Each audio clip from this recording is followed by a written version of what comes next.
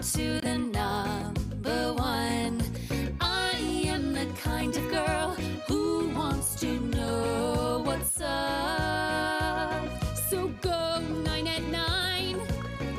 All right, number 9. Yesterday we told you about the half-tucked shirt. Oh, yeah. I told you this is like the thing. Yeah. All the kids are doing it. Well, it's got other names too. It's also known as the French tuck or the one-hand tuck. Yeah. Basically, just part of your shirt gets tucked into your pants or your skirt. The rest remains out. It's meant to look casual and cool, as if I just walked out of my house like this. Didn't have time to finish tucking in my shirt. If you're wondering who started this trend, many say it was Tan France from the hit show on Netflix, Queer Eye. Is it really a thing? No, we got a lot of 20-year-old floor directors here. I've not seen one of them doing this. No. Yeah. Yeah, Kelly's letting it all hang out. Maybe they're not as hip as the, some. Why I don't aren't know. you doing the French tuck? Oh, not every day. Not every Reserved day. for special It's occasions, for which does not fancy. include this show. Yes. Weddings, bar mitzvahs, that's when she does it.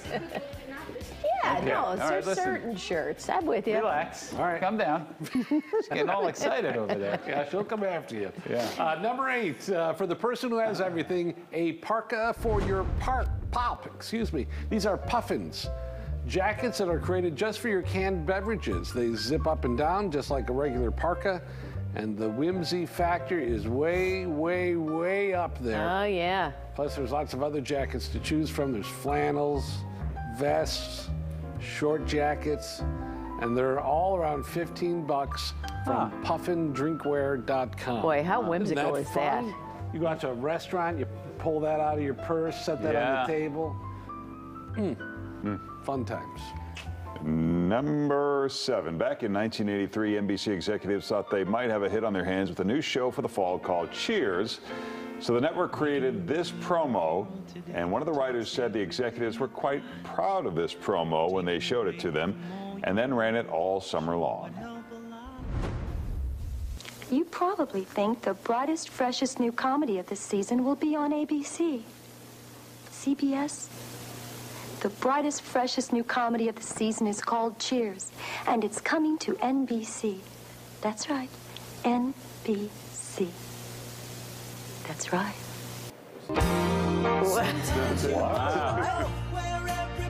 I heard James Burrows on some podcast. Oh. The last conversation I had with Derek. Oh, this isn't part of the promo.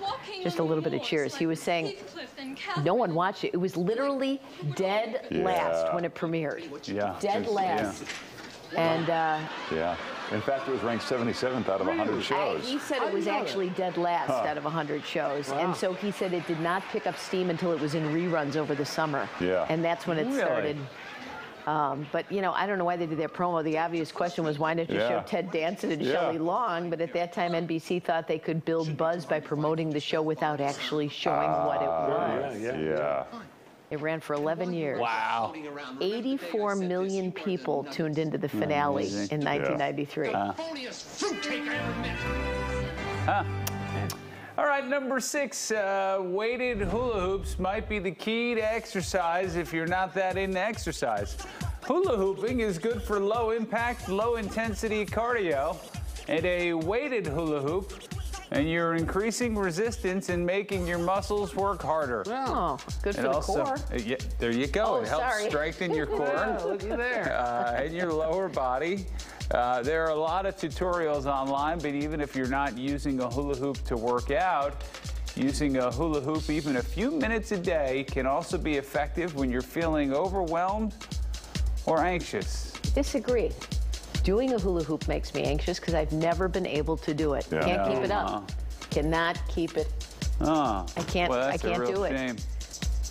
Well, It's a real shame. One of the shames layer of the my onion life. getting peeled away. Yeah. Surprising. You never hula hoop. I know, the athlete that I am, and I cannot keep As it a around child, my waist. was that difficult It for was you when very all the other difficult kids because- could hula hoop? Yes, they all could do Yeah. it, and I couldn't keep I'm it. sorry to hear this, Rob. Did they make fun of you because you couldn't do it?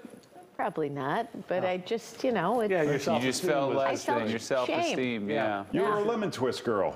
lemon twist girl. Thank you for remembering that, Yeah. Larry. All right, number 5, instead of buying new pillows, who knew you can throw your pillows in the washing machine? According to experts, you take off your pillowcases, obviously. You wash the pillows in warm water. Okay. Add the extra rinse cycle. And once you're done, dry them 2 at a time. That'll balance out the dryer so it won't, start spinning around making all that noise. And add a couple of dryer balls. Dryer balls. And dry them for an hour on medium heat, and they'll end up extra fluffy. Really? I didn't know that. Well, I don't know if it's any kind of, there's all different kinds of pillows. Sure, you know. right. That's why we have pillow scientists to figure this stuff out. Number 4, we talked yesterday to the directors of a 4-part docuseries about the Rolling Stones. Former Stones bass player Bill Wyman isn't featured in the series since he left the group in the 90s.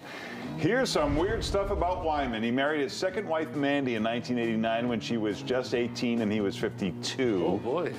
But he'd actually met her when she was 13. And we won't get into that right now.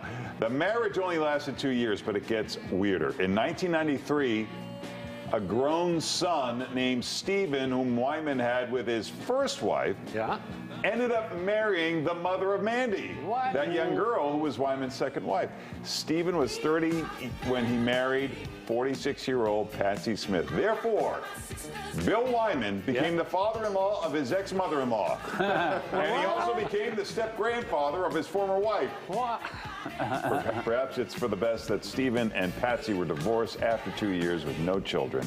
Wyman is still married to his third wife from 1993. Oh, well, he found love after all. Yeah, I asked Creative to do a flow chart for this so we could, a diagram, but they said it'll be ready next Thursday, so we'll recap it then. Yeah, that'll be great. Yeah, there was a lot of math on that. Geez, boy. All right, number 3, here's a weird one that shows how the bald eagle doesn't always win. Oh, no. Fishermen in Canada came upon an octopus. Oh, no. Who was locked up with the eagle. What? Wow. Yeah, this is near Vancouver. This is amazing. Yeah, it's likely that the eagle was swooping down on the water for what he thought was fish and got more than he bargained for. Wow. Sure did. And it looks like both of them wind up being quote-unquote okay. Well, you would have thought the octopus would have dragged the eagle under and drowned him, but maybe they both knew it was a misunderstanding. Yeah, octopuses are pacifists. They're not. They are. They're not looking to fight. Well, you don't usually see the octopus up at the surface, No. do you? And I wasn't expecting to see one in Vancouver either. That's a good point as well. Well, I get the bald eagle there, but I wasn't expecting him in. Boy, Larry, like you usually, this is the makings of a Disney movie. Yeah. I mean, what do you always say, Paul? A bird may love a fish, but where would they build a home, right? Like, that's the thing. That This might is the be sad part. that is it. They had to say goodbye. Yeah. It's a nice idea initially for a few hours, but then at some point. Look, maybe this was their few stolen moments together. I hope And they fun. knew they. Wow. Yeah. Nothing like projecting. Yeah, I'm going to put them on my prayer list. I normally don't pray for the animals, but I'm going to throw both of them on there. All right, number 2, this is pretty cool. From the Twitter feed, images that could be album covers. That about explains it. Okay. It could be an That's album cool. cover. I like this list. Oh. What?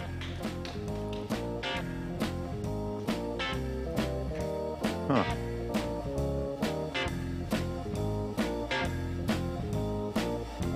That one. People on your roof.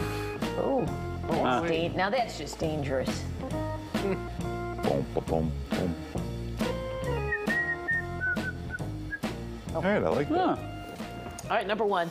Audio Mike played the song Wobble yesterday, and everyone around here seemed to love it, including Paul. He was dancing the whole rest of the day.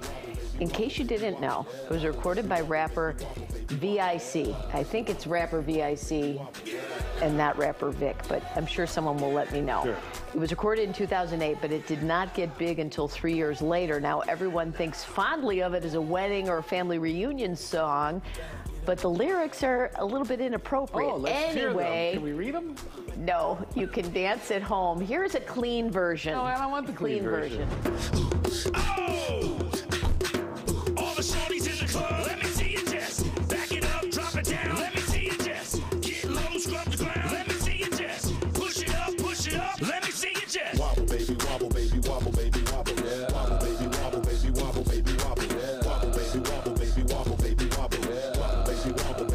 wasn't even close to being correct about that dance. I don't know how to do it. Well, you did your interpretation of it, which You was made it just your as own. nice. You got the trick knee and the bad ankles. Yeah. So you can't do everything. It's got a catchy hook.